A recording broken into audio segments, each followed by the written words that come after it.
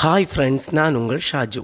இன்றைக்கி என்ன பண்ணலாம் அப்படிங்கிறதுல புட்டு பண்ணலாம் அப்படிங்கிறதுக்கு புட்டு தான் நம்ம எப்போவுமே பண்ணிகிட்டு இருக்கிறோமே, ஒரு டிஃப்ரெண்ட்டாக திங்க் பண்ணலாம் அப்படிங்கிறதுக்காக சிரட்டையில் புட்டு பண்ணலான்னு யோசித்தோம்.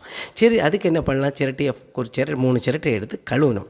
கழுவி அதில் ஹோலை போட்டு அதில் என்ன பண்ணோம், தேங்காய் மேவுங்கிற ப்ரொப்போர்ஷனில் போட்டு அதை கொண்டு ஒரு இட்லி குட்டத்தில் எடுத்து வச்சு 3 சிரட்டையிலையும் நல்லா ஃபில் பண்ணி வேக வச்சோம்.